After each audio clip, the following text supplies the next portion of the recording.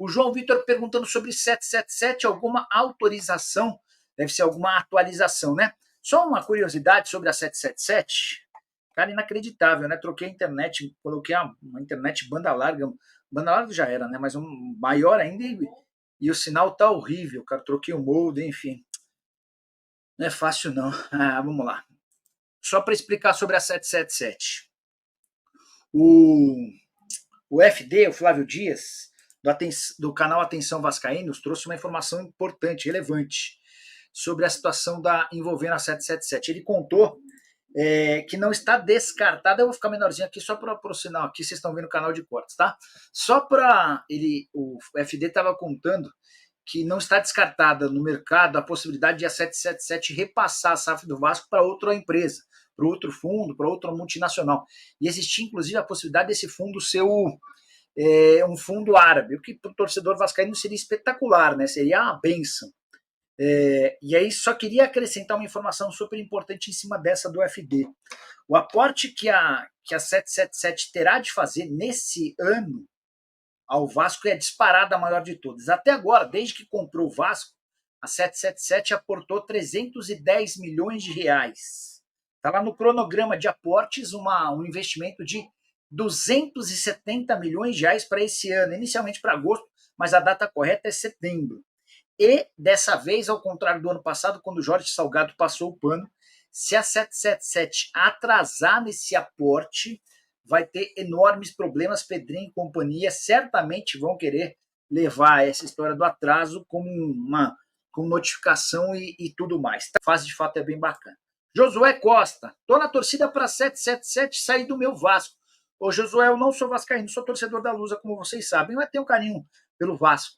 Né? E eu também torço para que isso aconteça, cara. Acho que, por mais que exista investimento, por mais que o Vasco hoje seja muito mais forte do ponto de vista financeiro com a 777 do que era antes, acho que há muitas coisas ruins nessa 777. A começar pelo Josh Vander.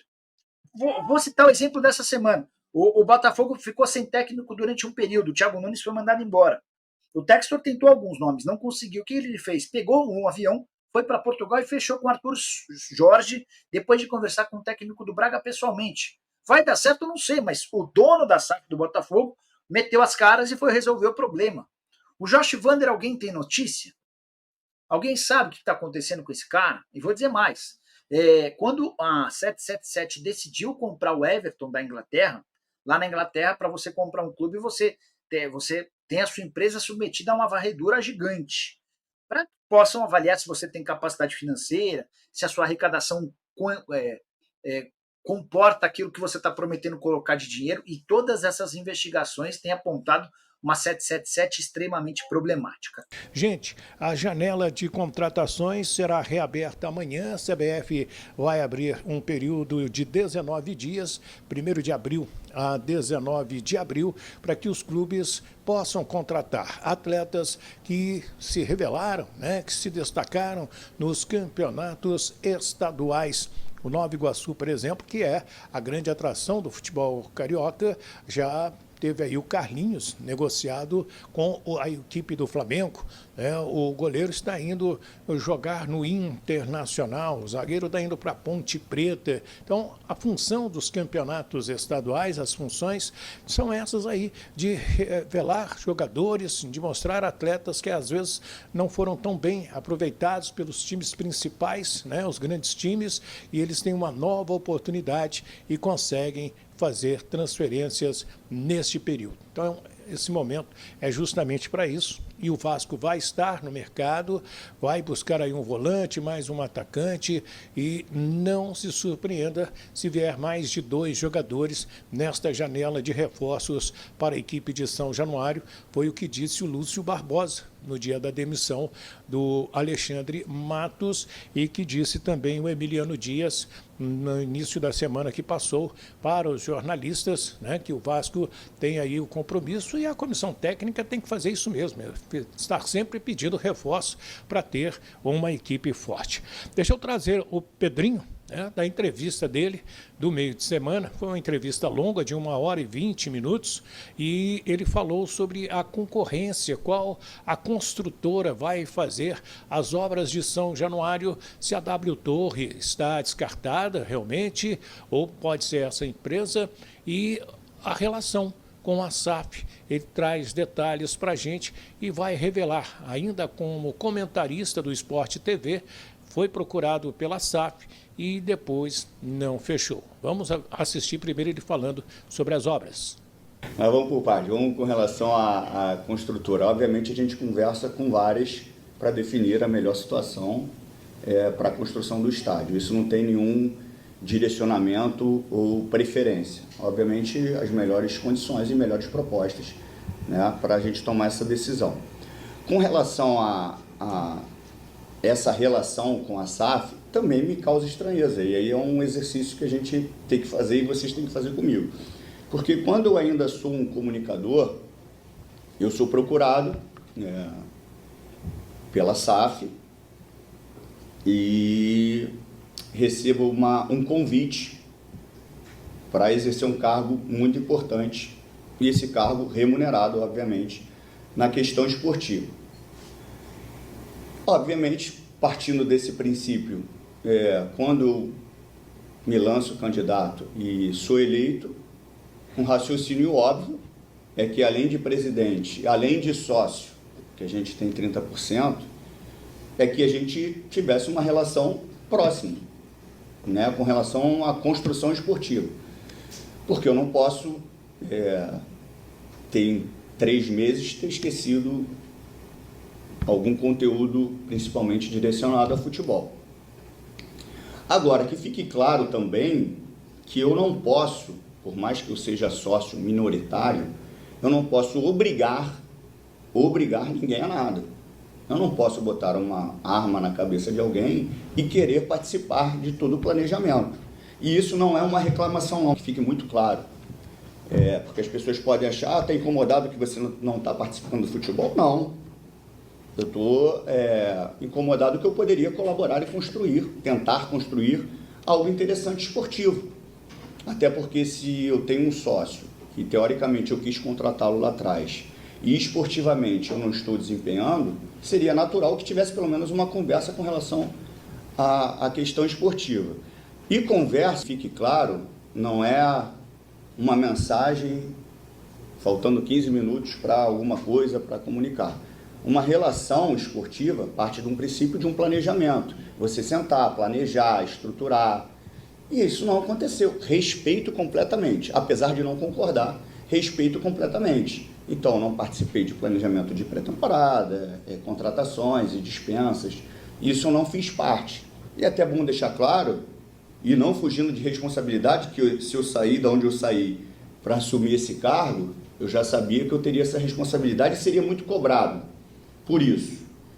Mas que eu seja cobrado, obviamente, onde eu tenho controle e faço parte do processo. Infelizmente, eu não faço parte desse processo. Infelizmente, não faço parte. Mas e daí, Pedrinho? E daí que eu estou sempre disposto a ajudar o Vasco, porque o Vasco está acima de qualquer situação e de qualquer objetivo. Que fique claro também que não existe vaidade, tá? Eu nunca tive a intenção de ter a última palavra, até porque eu sei que eu sou minoritário.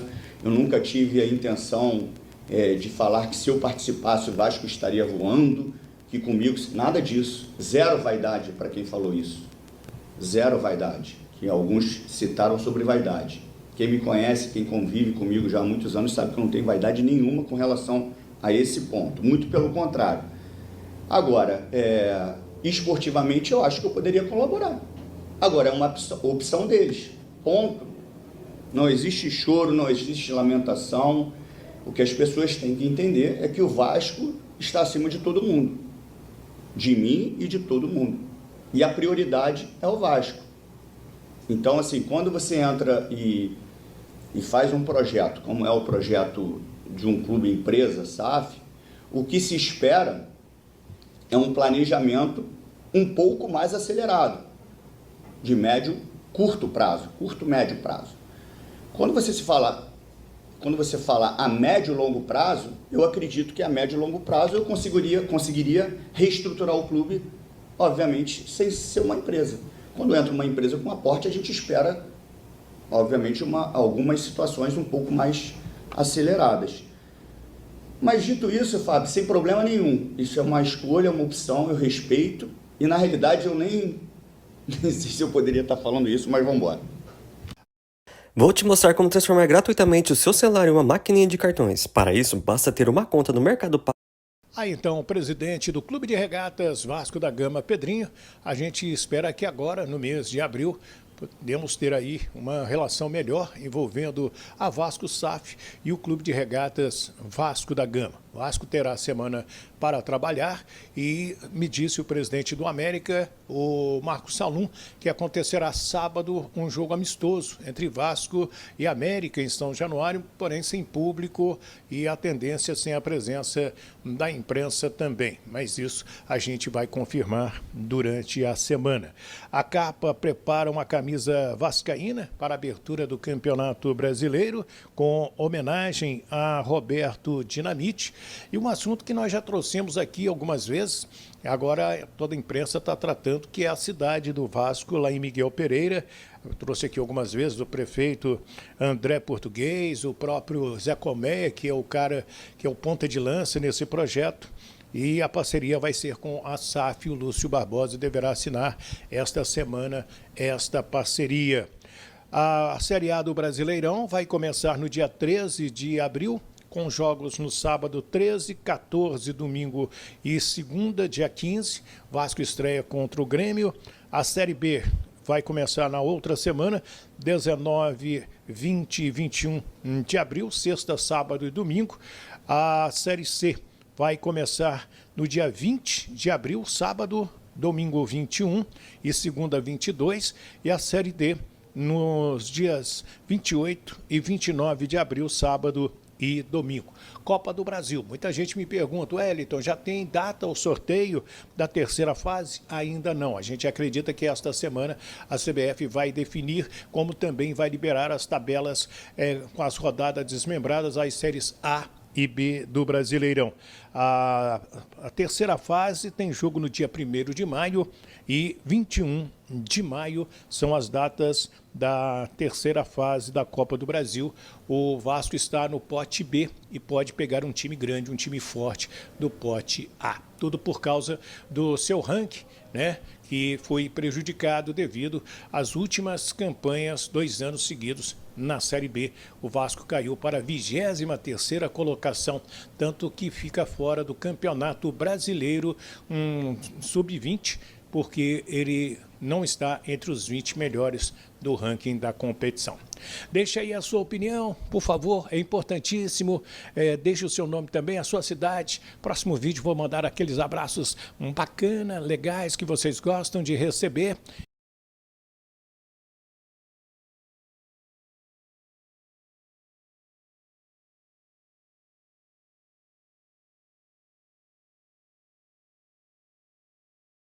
Então é isso aí, rapaziada, né? Essa segunda aí abre a janela doméstica aí que a CBF fez, né? Que vai do dia 1º ao dia 19 para os clubes fazerem contratações, né?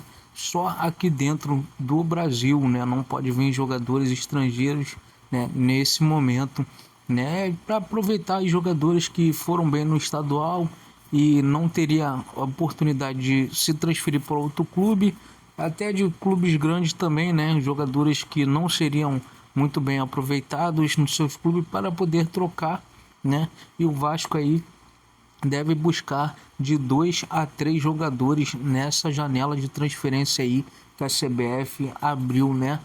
E tem a situação, né, que o Vasco fica de fora do Campeonato Brasileiro Sub-20, porque o Vasco está na 23ª posição do ranking da CBF, né, e só os 20 primeiros clubes que jogam o Campeonato Brasileiro Sub-20, né? Então o Vasco aí, pelas péssimas campanhas ultimamente, né, ficando de fora aí por causa do ranking da CBF. O Vasco está muito mal colocado. Esperamos aí que nessa temporada agora o Vasco desenvolva um bom Campeonato Brasileiro e uma Copa do Brasil para poder estar somando uns pontos no ranking e estar voltando a essa competição sub-20, que é importante para o crescimento do clube, né, e o desenvolvimento dos seus atletas de base. Então é isso aí, torcedor, deixa aí seu comentário, se inscreve no canal, ativa as notificações e deixa aquele like aí, valeu?